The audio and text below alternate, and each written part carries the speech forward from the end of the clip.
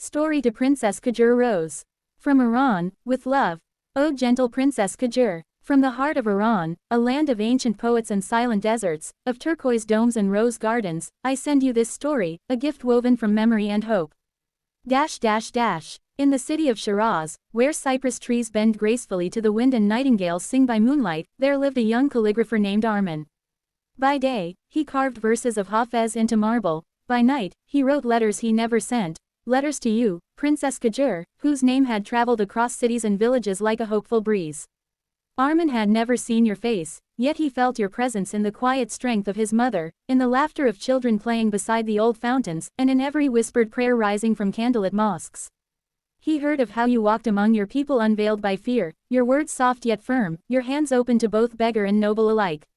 In your court, it was said, the poor spoke freely and poets found refuge. You listened, truly listened, a gift rarer than rubies. One winter, the city was struck by drought.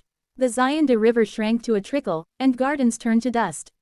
The people grew restless, and despair settled over the land like ash. Yet Arman remembered your legend, how Princess Qajar once climbed the marble steps of the royal terrace, raised her hands to the sky, and prayed, not for rain alone, but for her people's hearts to remain patient and united. Inspired, Arman gathered the townsfolk in the courtyard of the Pink Mosque.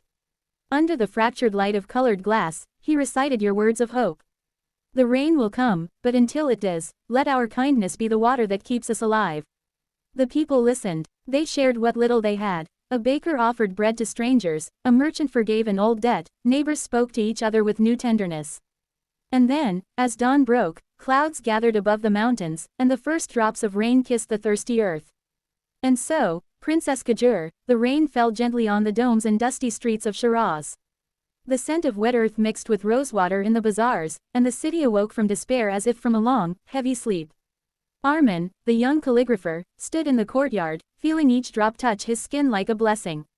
But even as joy returned to the people, his heart felt restless. He longed to do more than share your words. He longed to see you, to thank you not with ink, but with his own voice.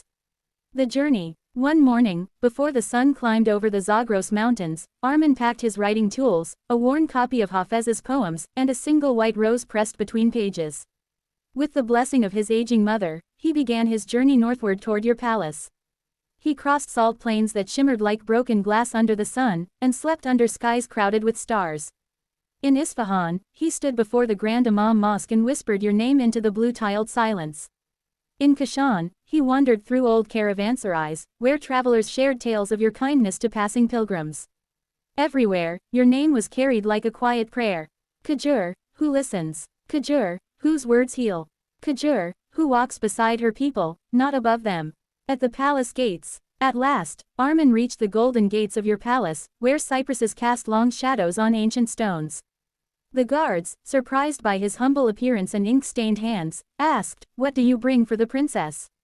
Arman lowered his gaze and held out the single white rose, now fragile and slightly faded.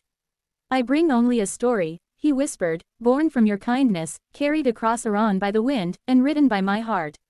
The guards hesitated, but word reached you, Princess Qajar, a traveler from Shiraz wishing only to speak. And you, true to your nature, welcomed him into the marble courtyard where fountains murmured secrets and the scent of orange blossoms floated in the breeze.